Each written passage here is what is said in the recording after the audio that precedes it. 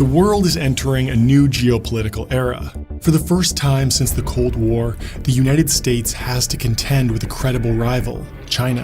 There's new concern tonight about China's military capabilities amid a report the country recently tested a nuclear-capable hypersonic missile. And it's understood that US intelligence had no idea that China had moved this far ahead. But let's be real, it's industrial warfare. China didn't just speed up. The United States military stopped innovating. I think it was the Secretary of Defense at the time said, we are going to go through a period of consolidation. Budgets will not be growing. And left the world in a precarious situation. There are still people in the world who want to use large-scale violence to achieve their aims. But not for long. Silicon Valley has always been the global hub of innovation. But the real action is actually happening 400 miles south in a nondescript Costa Mesa industrial district. The tech coming out of this tiny warehouse will impact the food you can buy or how much gas you can put in your car. And if they're successful, they may prevent the USA from going to war. And the craziest part is that it was all started by the guy who founded Oculus VR. This is the story of Anduril. Like any great startup story, we need to understand the founders behind the business first. I was super fortunate to go inside of Anduril. They introduced me to the entire team, and I got hours of interview footage that I want to share with you today. So you're probably asking, how does a guy known for gaming headsets become the founder of America's next big defense contractor? My name is Palmer Luckey. I used to be an outdoor kid, then I discovered computers and I became an indoor kid. I really like working with all kinds of various hardware systems, so gas lasers, solid state lasers, optics, displays. When I was 15, I was a PC gamer, and so I'd been building my own gaming rigs. I was into modifying game consoles. I ran a game console modification forum called Mod Retro. So I had like an 8-monitor PC gaming setup, and I started to think to myself, okay, well, what's the next step? It's not just higher resolution. It was clearly VR. All of the headsets that I had tried, I said, these aren't nearly what I'm trying to do. So I decided I was going to have to try and create something myself. So I picked up a lot of old gear from a variety of places that I started to reverse engineer, and I learned a lot from those. I learned mostly what not to do. It took years before I finally made something where I said, okay, I actually can make something that can pull this off. It's not just a cool hobby, a thought experiment. Breaking news today, Facebook just announced it will acquire Oculus VR, creator of the much-hyped virtual reality tech Oculus Rift. There are a lot of reasons to believe that the next major computing platform is going to be connected to more directly to vision. The explicit deal is that we would be run as an independent company, that we were in control, that it was our vision. And the reason that it could be our vision is because our visions were aligned. It wasn't until later that they really started to centralize control, not just of Oculus, but of all of their acquisitions. So Palmer was the founder, the visionary of Oculus. He was 19 years old. He was 21 when they sold it. He's a brilliant, charismatic guy. He was the face of the industry. And so he also happened to be a Trump supporter. What happened was in September of 2016, Palmer donated a little bit less than $10,000 to an organization called Nimble America. On September 22nd, 2016, the Daily Beast comes out with an article about Palmer, and the headline is, Facebook billionaire secretly funding Trump's meme machine. The latest tech revolving door, Facebook says the controversial co-founder of Oculus is out. Palmer apologized in a post right before the Oculus Connect conference. This is Oculus's big developer conference that they hold. At the time, in March 2017, Facebook provided no explanation for his firing. Why was Palmer Luckey fired? That is a specific personnel matter that seems like it would be inappropriate to You just made a specific representation that you didn't make decisions based on political views. Well, Is that accurate? I can commit that it was not because of a political view. One of the reasons that people have tried to turn me into a partisan figure is because it's really good for clicks. The reality is I spend maybe, 1% of my time on politics. I spend 99% on tech. The craziest thing about the Facebook saga is that after the fact, Palmer eventually got a $100 million settlement because Facebook had violated Californian law by punishing him for political activity. Most people who made that kind of money would just sail off into the sunset, but not Palmer. He can't help but look for the next big idea. And when I left Oculus, it was more apparent than ever that the traditional defense contractors who were really good at building things like better fighter jets, bigger submarines, bigger aircraft carriers, were not well equipped to build the technology that was going to matter for the future of warfare. And I realized there was this fiction taking holds in the minds of people, even smart people, that we lived at the end of history, people called it, that there was never going to be any more large-scale conflict, that economic intertanglements precluded the idea of large-scale warfare. And it was also abundantly clear that the technologies that were equipped with the technology and the tools and the talent to make it different in this space were largely refusing to work with the defense sector. They were refusing to work on defense technology. That is really the reason that I started thinking about what a next generation defense company would look like. What would it look like to build a company that could take those bright people out of the advertising industry, out of the search engine optimization industry, out of the augmented reality mustache emoji industry, and put them to work on things that were more important. I wanted to start a company where really smart people could work on national security problems and work on the technology that is going to keep our values safe. Around this time, Palmer went to the Founders Fund CEO Summit in Canada, and he meets Trey Stevens there. And Trey had worked for the government and at Palantir and was investing at Founders Fund trying to find the next great defense tech company. At this point, it was clear that they needed to start a company instead of just trying to find another company to invest in. It was a pretty small group of people at the beginning. You had me, you had Trey Stevens, who was working at Founders Fund. When I first engaged with him about starting a defense company, he told me that he was building a ramjet in his swimming pool in Woodside. You had Brian Schimpf, who was director of engineering at Palantir. The other really hard part with being a defense business is, and in particular being a defense prime, is the breadth of skill sets you need to have is massive. You had Matt Grimm, who was also from Palantir. We had no ideas. We didn't have a name. One of the other co-founders, Joe Chen, who was a product lead and hardware lead at Oculus. He's also a former paratrooper, so you really cared about the military mission. We originally had this lunch at Palmer's house, and we pulled together like all of our smartest friends that we had worked with before. And me, Palmer, and Grimm gave a pitch, like a very, very bad pitch deck in Google Slides. And we were like, this is like, we're gonna build a next generation defense prime. And we're gonna like try to convince you over the next 90 minutes that this is the right thing to do. And we went through the pitch, answered a bunch of questions. And then we were like, we need mechanical engineers, we need electrical engineers, we need airframe experts with like the 10 skill sets you need on that, on propulsion and avionics and controls, and experts on electronic warfare, jamming and communications waveforms and antennas and all of this stuff. Basically everyone in that original lunch ended up joining the company. We all sat around a table and decided, what's this company going to be called?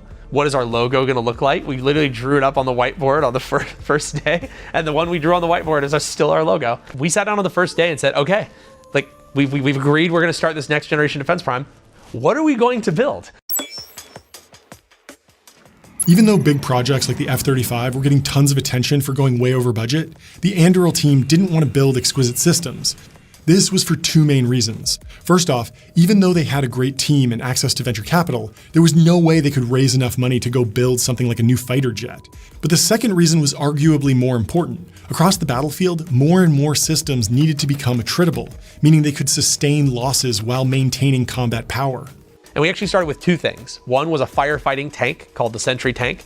It was a tracked vehicle that could carry several tons of firefighting foam or water. It teamed with overhead drones looking down at fires that were ongoing so that you could know where the heat was, best coordinate how to respond. Anduril had gotten the famous mythbuster Jamie Heineman to sign on to help build it. The firefighting tank had no customer, was like something that we really thought was important that we wanted to work on. And it didn't go anywhere, but I think primarily for political reasons, which turned then into business reasons. To be clear, the vehicle, it worked. We built it. We actually have two of them sitting in a warehouse. This was a tough moment for the Anduril team. They clearly wanted to help firefighters stay safe and be more effective, but actually getting a contract across the finish line was simply too difficult. In March of 2018, the federal government started working on a funding bill that would address border security. Trump wouldn't get his physical wall, but there was going to be $641 million in funding for alternative approaches. A series of sensor towers could effectively act as a virtual border wall and identify anyone who is trespassing on American property. So the Anduril team focused on the sensor tower project. Basically a tower that scans for miles around 360 degrees and identifies all the drones, vehicles, animals. Whether you like the politics of it or not, there is going to be a ton of money spent on border security. It's just very practical. We got to do this thing. No one's going to let us go to the Super Bowl yet. We got to go win in the minor leagues. Until the user understands what they have, it's very difficult to generate support. And so you need enough towers deployed along the border for agents to have used the towers to appreciate the value they provide. We made huge investments on our own dime to get it there. We had very little margin for error. I can't tell you the number of times I thought we were going to fold the company. Like, I was just like, we're betting everything on this, and if we don't win, we're screwed. Just a few months later, they were ready to demo the product. And fortunately, it was a smashing success. The Border Patrol agents could clearly see how these unmanned towers could dramatically increase their effectiveness without requiring more agents. It's not an accident that our first important partners were Border Patrol and SOCOM. These are people who are on the front lines. That's what they have in common. They are actually out there. They have a real need. It's not hypothetical. But working on border security created new problems for the company. All of a sudden, they were being framed as some sort of extension of the Trump administration. Lots of negative news articles tried to make it sound like Anduril was doing something controversial. Anduril Industries is trying to sell the government on using virtual reality as a solution to stopping people from illegally crossing the border. These are the people who are extremely close to the specifics of these technologies, who know full well how brittle these systems can be. Palmer Luckey and his political views are antithetical. When we got started was basically like Trumpy fascists, because it's, good ragey clickbaity type stuff. Trump was obviously the most vocal about border security, but Biden also took the issue seriously. Biden came in saying that he was not going to support border wall, but he would support border technology. The reality is everyone agrees that we need to know what's coming across the U.S. border. There are people who disagree on immigration policy, but immigration policy is separate from awareness of what's coming across the border. And Anduril makes technology that we use to track drug trafficking, human trafficking, arms and cash smuggling in both directions going across the border. Political power can change hands very quickly in America, so it was important that Anduril didn't get pigeonholed into only being able to do business with one party. Fortunately, their core team was already equipped to handle this problem. The way it really works is, so Brian's a Democrat, and he does fundraisers for Democrats. I'm a Republican, I do fundraisers for Republicans. We have our different politics, but we agree on what we're doing here at Anduril. And so it's really nice where he can talk to all the Democrats, and it's like, hey, I'm the big guy at Anduril. And they're like, oh, I'm talking to the CEO. That's great. And then for the Republicans, oh, I'm talking to the founder. Palmer trusts Brian, and Brian trusts Palmer to be on TV and do all the stuff he does well and be the expert on the hardware. But Palmer trusts Brian to run the company and be the CEO. That's not an easy thing if you're the founder. The Sensor Tower project was a good stepping stone for them, but it wasn't really the big leagues yet. Remember that Anduril was started with the idea of preparing the USA for major geopolitical conflict, and the Sentry Tower alone wasn't going to change the landscape of that, so they needed to go a lot bigger. Selling to the government is extremely difficult. Budgets are often parceled out for political reasons, and contracts take years to iron out. The Anduril founding team knew that there had to be a better way. They wanted to flip this model on its head, but there's a problem.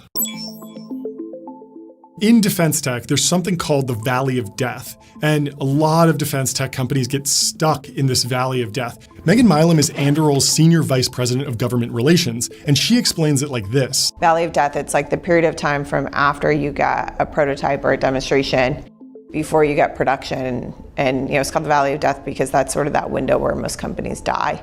It's that 2 to 3 year spot where the department is kind of chipping through their internal government processes.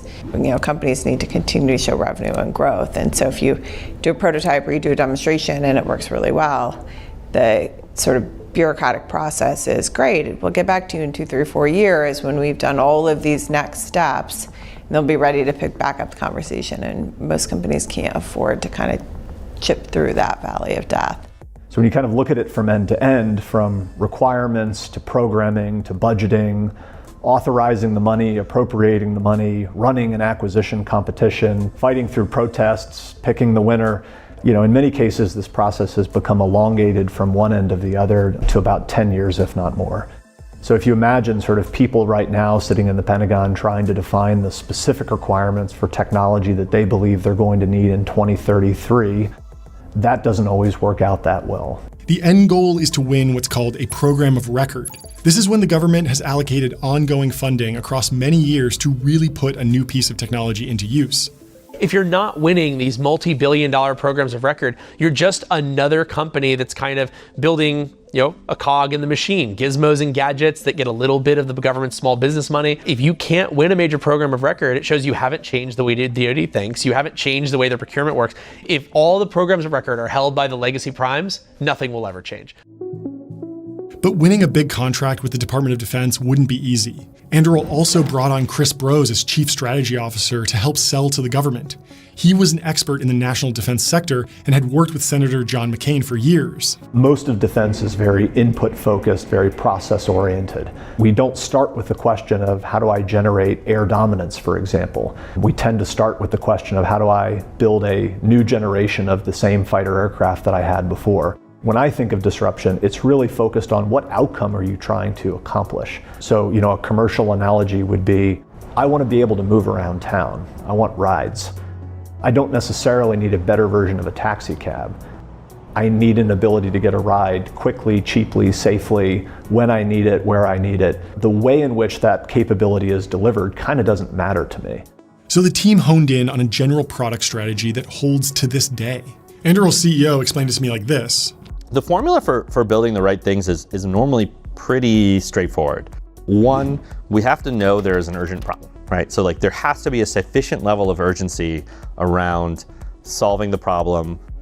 Two, we have to believe there is a technology edge we have. We have to have some insight into the problem of why we think we can do this better over the long run. And it's something that has to be solvable in a relatively quick time frame. This can't be 10-year research projects that are only going to pay out in 2030 or something like that. This has to be things that we think this is solvable today, and we could bring a solution to field very, very quickly. It's a risky gambit because if the government winds up not buying what they've built, Anduril basically has to shelve the project, like what happened with the firefighting tank.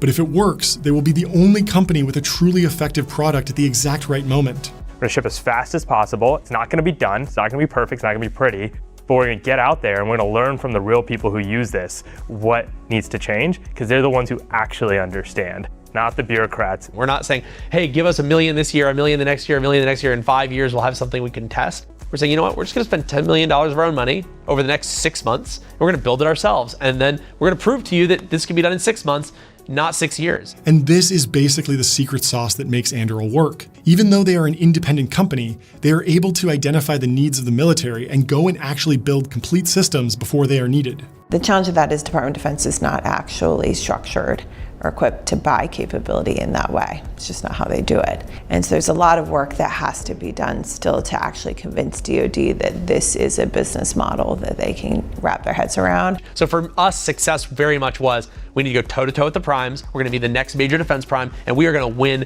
major programs of record. To be clear, we thought that was going to take 5 years minimum, maybe 7 years. We ended up doing it in less than 3. By mid-2018, the team had grown to 30 people, and the Defense Department was starting to take notice. Things had been going well with the sensor towers, but Anduril wasn't really fulfilling their original mission. For that, Anduril would need to build entirely new systems and essentially level up every aspect of the business. You can't just have one product and one really big program office that you're being responsive to. We have multiple shots on goal that each have these huge multi-billion-dollar programs associated with them. Anduril built a helicopter drone named Ghost. They also built a counter-drone system called Anvil that could knock enemy drones out of the sky automatically. You can kind of think about it as multi-service, like Air Force, Navy, Marine Corps, Army, as well as multi-domain. So things that fly, things that drive on the ground, things on the surface of the ocean, things under the surface of the ocean, and space. And they were still adding features to their Lattice system to tie everything together. Information from the sensor towers, drones, and other assets could now all be synced together to create a clear picture for the soldier on the front lines. The team had been working since day one to get people to wake up to the idea that the military was going to go through a major shift, and it was finally working. This small tech startup building camera towers for Border Patrol was about to get a lot more important, and not a moment too soon. In early 2022, Anduril landed a $1 billion contract with Special Operations Command to deliver counter-drone systems. It was a big deal. It proved that the model worked, And then the unthinkable happened. Мною принято решение о проведении специальной военной операции. Russia's full-scale invasion of Ukraine. As troops move in, right now there are reports of explosions in several cities. Mr. Putin urged Ukrainian troops to lay down their arms and go home. Ukrainian troops are watching and waiting, saying they are preparing for a fight. President Putin is warning any foreign attempt to interfere with Russian action would lead to, quote, consequences they have never seen. US President Joe Biden has announced a new package of military aid for Ukraine. Putin chose this war, and now he and his country will bear the consequences. The war marked a resurgence of great power competition. Russia was waging a land war in Europe, an unthinkable prospect in the years following the end of the Cold War. The conflict was a testament to the transformative power of modern technology on the battlefield. Ukraine has been a great example of how the ubiquity and proliferation of sensors has allowed them to more effectively close kill chains. It's actually a real problem. How do you set up a sensor system for air defenses that is identifying not every bird as an incoming drone? Zelensky actually reached out to me back shortly after he was elected, years before this, because he read a Wired magazine article about the work we were doing with US Border Patrol. And he said, hey, I've got a border security problem. It's called Russia. Now remember, Anduril was built with the goal of avoiding these kinds of conflicts, so they were in a good position to help out. We've actually been involved in the Ukraine war since the second week of the conflict. And I was actually there to deliver some more hardware and also train a bunch of Ukrainian army operators on how to best use it to go after the Russians. But there were still many challenges ahead. Terror in the skies above Ukraine cities, swarmed kamikaze drones unleashed by Putin. Ukraine says it's ramping up the homegrown production of drones as it struggles to cope with the demand for the technology on the front line. Both sides have been deploying drones in significant numbers, and on Monday, Ukraine was attacked. Now Russia has been targeted. Military and even commercial drones for surveillance and reconnaissance missions. We're seeing a transformation of war as we've known it, and the future of war is one where drones play a key role in this. We've seen a real evolution in terms of how drones have been used over the course of this conflict. This may be the moment where war really does become something else. But we're starting to get signal from customers that this was an area that they had concerns and they had needs. This is where they really expand their strategy. So instead of just building everything internally, like most companies would do and like they were doing in the early days, they start acquiring companies. They bought a company that makes a drone called the Altius, which is a longer range drone that could actually act as a loitering munition. It can be launched from a helicopter or a submarine or the back of a truck, and it's really versatile. The main use case folks want to use it for is anti-tank, anti-armor warfare. Our goal is to precisely disable tanks that are, an invading force is coming at you with. This is Mike Mattis, the Senior Director of USN Strategy at Anduril, and this is what he had to say. I look at the Ukraine, I think honestly, I'm looking at prehistoric drone warfare. The rise of cheap swarming drones has created a big problem for the world's biggest militaries.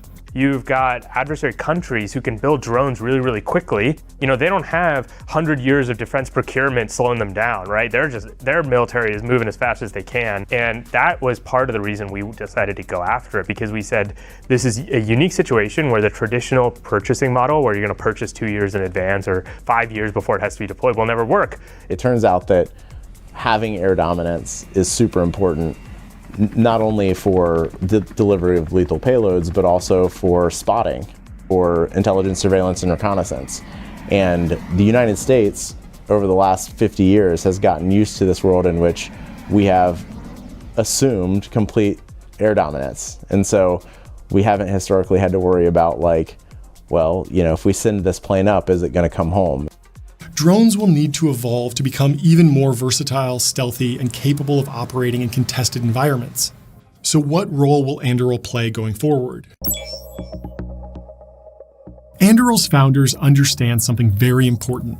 Software is eating the battlefield. What you're seeing in Ukraine is every unit has multiple very small drones that can be used for surveillance and reconnaissance and targeting, that's then guiding all of these legacy systems that were never designed with that type of operation in mind, but it's nonetheless extremely effective. And so, in order to be a successful defense company in the 21st century, you also need to be a successful software company. They're all going to be networked. They're all going to have the ability to collaborate to find targets and engage targets. They're all going to have the ability to send them in when I kind of know what's going on and be able to decide at the last minute what I want to do. That is how weapons will work in the future. You want the commander in the field to just pull out the phone or the tablet and then be like draw a circle here and be patrol, put drone asset on patrol here, alert me when you find my target vehicle, send, put the phone away, go back to that does not exist. Lattice is really built to enable that kind of future fight, where a commander has understanding, information advantage. They're able to make a decision to marshal and sequence the forces to gain force overmatch, and that is in essence enabled them decision advantage. That's how do I take advantage of modern machine learning techniques, modern software, networking, to be able to make these things wildly more effective than they were historically. From a software perspective, what we're doing is automating a problem that desperately requires automation. Putting a human being on the loop rather than putting so many human beings in the loop that they can never make decisions in a time-intensive way, and fundamentally sort of means that they're operating at greater risk. It harkens to a future where a software-first orientation is necessary for a future fight. And so Lattice is really designed to be a battle management aid that allows operators to remove themselves from being in the middle of all these things and now they're on the loop. There's this worry, I think, in popular culture that AI is going to spawn these Terminators. And while I think there is reason to be cautious, I do think it's important we don't engage in hyperbole. We're not making Skynet here, and we're not making the Terminator here. The idea is that the authorities still reside with somebody who has the permission to do those things. But the speed of the fight is such that I can't allow the fog and friction of all of this information creating cognitive overload on an operator or a bunch of operators. Hardware is going to change, the sensors are going to change, the platforms are going to evolve. But it's the software at the base level of doing all of that autonomy to orchestrate all of the sensors, the platforms, the different weapon systems that we're bringing together. We're not trying to make the world's most exquisite radar. We're trying to make a cheap, super effective software-defined system, fundamentally with the ability to make all these autonomous systems more powerful. Xi Jinping has been stockpiling military equipment since he took power in 2012, and the Taiwan invasion is far from unthinkable now. If you look at the last few decades, we went from being a bipolar world during the Cold War, where you basically had two superpowers, to a unipolar world. It's the United States and our partners and friends all around the world. Technology has allowed a handful of players to start making this a multipolar world again. Unipolarity of the world is being challenged by the rise of China, the US, and a lot of other countries, I think, making bad foreign policy decisions that allowed them to achieve unprecedented economic power, particularly in the area of technology. They've allowed us to make us very dependent on them for technology, and they've enabled themselves to become very powerful using technology. Xi Jinping also wants to flex China's military muscles as well. This is a rival that is building capability with purpose. You kind of look a bit more closely, you see them actually talking about wanting to use these types of capabilities to fight differently. Xi Jinping's relentless pursuit of nationalistic goals has ignited a powder keg of tension in the Taiwan Strait. Now everyone is worried that this new era of great power competition could lead to a catastrophic clash between China and Taiwan. China has really always seen itself as the preeminent organization in the world. That's why they consider themselves the Middle Kingdom. You have heaven, you have earth, and you have China as the Middle Kingdom. And they see themselves having been supplanted in the last 150 years, really by the West. The United States Indo-Pacific Command, or Indo-PACOM as it's known, is vastly different from the border between Russia and Ukraine. It stretches from the west coast of the United States all the way to the western border of India. It's essentially one massive ocean that includes some of the world's most vital shipping lanes, economic powerhouses, and potential hotspots for conflict, like the Taiwan Strait. The vast distances and the importance of naval and air power change the dynamic entirely. Today, China is one of a few countries that have achieved the nuclear triad. They have the ability to launch nuclear missiles from land, air, and sea. When you're really kind of looking closely at the types of technologies, the types of capabilities that the Chinese government in particular have been fielding, just a massive complex of ballistic missiles, cruise missiles, all focused on going after specific US platforms and capabilities. China's missile capabilities pose huge threats to the US Navy in the Pacific and US allies in the Asia-Pacific region, and so does its Navy.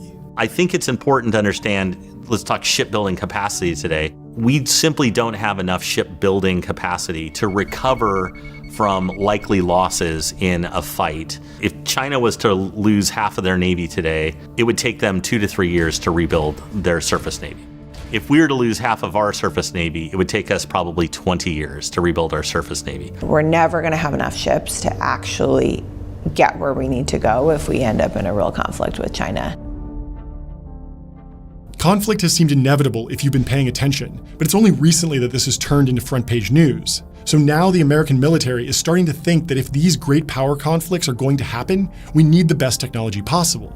The only problem is that the big defense primes haven't really been building the technology that we need. We always were generating military technology that was superior to our closest competitor. That whole world is gone. We are now in a peer competition, with China that has military parity, technological parity in many cases with the United States. So the consequences of going slowly are now very acute. When people get out of line, we've been able to corral that, redirect that through a combination of military force, economic sanctions, and diplomatic, right? It's always going to be those three things. The U.S. falling behind on military, the U.S. having an equal on this, will change the game substantially. We're moving towards a world where it's becoming easier and easier for people to become a power that threatens the United States. For the first time, it's not clear that the U.S. and our friends have the ability to stop these actors from doing what they want. The Anduril team was well aware of this, though. They were completely tapped into what was happening geopolitically, and so the mission of the company was to fix the American military and fix the defense technology industry before something bad happened. At Anduril, we're trying to build products that are relevant to the Indo-PACOM AOR. In the Pacific, the ranges are significantly longer than, for example, the war that's going on in Ukraine right now with Russia. And so when we do wargaming, thinking about what products Anduril needs to develop in support of an Indo-PACOM fight. The F-35 is, I think, in the realm of something that an Anduril could do, especially once it's not a human piloted system, because it becomes much easier to manufacture. You don't need such high redundancy. You don't need life support systems. If you make your aircraft 10 times cheaper by accepting a 1% failure rate in your initial few flights, that's actually totally fine. Could you have a drone swarm big enough, smart enough, effective enough, lethal enough to defend Taiwan, for example, from an amphibious invasion from China? Something that Xi Jinping has said that he intends to be able to do to seize Taiwan. There's a kind of a slate of modern technology that needs to be incorporated in our defense industrial base that emphasizes mass over exquisite systems, that emphasizes autonomy. Those capability sets are also the same capability sets we've developed for these some smaller scale systems, but deployed on different systems in different ways. In the future fight, what is going to be our advantage? Look, China's catching up to us on hardware. It's getting commodified. We have the F-35, they have the J-20. What's going to win? It's the ability of this to talk to each other and do unexpected things. And I think about this as decision advantage. How do we give decision advantage? That's how we're going to win. The United States has been strengthening its alliances and partnerships in the Indo-Pacific for years now. A prime example of this strategy is the partnership between America and Australia. The Australians have, over the last few years, announced a huge ramp up in their spending and in their kind of changing of their strategy. The Defence Force, we're told, is, quote, not fit for purpose if we were to be in a conflict with the Chinese. For example, you've got serious weaknesses in our ability to prevent Chinese aggression in the Pacific. Australia is now preparing for war in order to avoid it. Our military isn't able to operate independently without a whole lot of stuff from the Americans, even in our near region. Based upon today's talks, we will increase rotational presence of U.S. forces in Australia. US engagement in the Indo-Pacific makes an indispensable contribution. The two nations have worked together to bolster their military capabilities, conduct joint exercises, and share intelligence. Recently, the United States, Australia, and the United Kingdom announced a new defense partnership called AUKUS, which focuses on sharing advanced technology, including nuclear power submarines, to counter potential threats in the Indo-Pacific. Under this deal, Australia will be buying 5 nuclear-powered submarines from the U.S. AUKUS has one overriding objective: to enhance the stability of the Indo-Pacific amid rapidly shifting global dynamics. The AUKUS agreement we confirm here in San Diego represents the biggest single investment in Australia's defence capability in all of our history. We are witnessing the biggest conventional military build-up that we have seen since the end of the Second World War. This is a reaction to what the Chinese have been building, what they've been modernizing, and then how they've been using it over the past 2 decades. Beijing said today that the United States, the United Kingdom, and Australia had embarked on a, quote, dangerous path. AUKUS will transfer large amounts of weapons-grade, highly enriched uranium from nuclear states to a non-nuclear state. It risks nuclear proliferation and violates the aims of the Non-Proliferation Treaty. The Anglo-Saxon world, with the creation of structures like AUKUS, and with the advancement of NATO military infrastructure into Asia, is making a serious bet on many years of confrontation. The submarine is the ultimate apex predator today.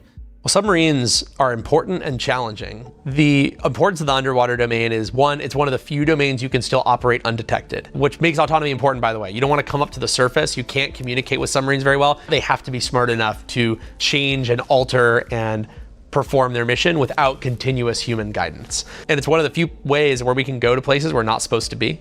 We can listen to people, we can follow people, we can interact with their infrastructure, we can make sure that they're not interacting with our infrastructure. The underwater domain is actually where some of the most interesting stuff is happening. Everyone talks about dogfights in the sky. The actually more interesting stuff is hunt for Red October, submarine warfare. But nuclear-powered submarines are just one piece of the puzzle. These are incredibly expensive assets with upwards of 100 people on board. They're extremely important, but we can't use them for everything. That's where Anduril's DIVE program comes in. We acquired a company called DIVE Technologies a little over a year ago. DIVE, when we acquired them, was making the DIVE LD. The vision was always to build an extra large version of that sub. After acquiring them, we successfully sold the Australian Navy this joint development program based on kind of this core IP we had with DIVE already, taking that and then supersizing it. To be clear, we're gonna have manned submarines for the foreseeable future. There's a lot of things we're only gonna do with them. Like, I don't think we're going to have autonomous nuclear submarines driving around that have to make a determination as to when they should be destroying another country. That's one of the very few niches where I think people are very much going to be the dominant system. The result will be an entirely new kind of submarine that can be used in completely different ways from a nuclear sub. DIVE at scale is a very interesting problem for the adversary. Number one, you can definitely find yourself a metallic object in shallow water. And with DIVE, it's just going to be much more difficult, right? It's largely not a metallic object. It's essentially 3D printed plastic, if you will, with some batteries and other things in there. But ultimately, it's going to have a much lower signature electromagnetically. Additionally, it's going to be autonomous, which means I don't need to have a manned submarine or a manned surface ship nearby steering it at risk. And so from a deterrent standpoint, an incredibly capable platform. As Anduril shifted from a tiny startup building sensor towers to a serious defense contractor with more than 1,000 employees, they've been confronted with some hard questions.